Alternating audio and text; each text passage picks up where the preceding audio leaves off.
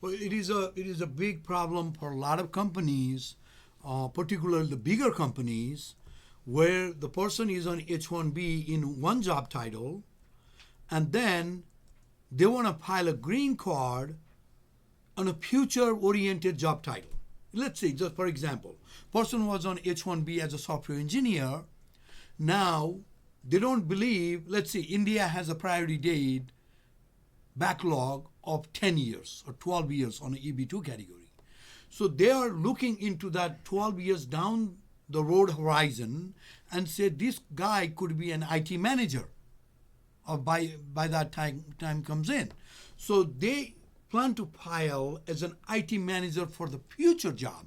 Labor certification itself inherently is a future employment offer because it's not current. Current employment offer is in the form of H-1B visa. It's a non-immigrant temporary working visa. Permanent green card related application is originating through labor certification. The labor certification is a future employment offer. So there is a mismatch of a current job being a software developer and a future job as an IT manager. Let's see.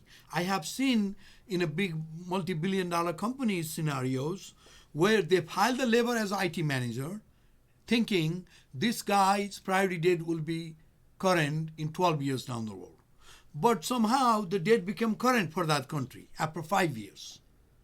At that point of time, they don't want to file it because he's not making that salary.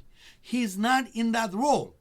So the guy has to quit the company and go back to find another employer and port the priority date of the previous I-140 to the new employer and continue his green card. So these are big issues for particularly the countries which are backlogged. India, China, Mexico, and there are other countries in pipeline, right? So you gotta pay attention when you are designing that PERM application. You want to be consistent with your current job. Don't go into future job. It just doesn't make sense to me. So current job, continue that.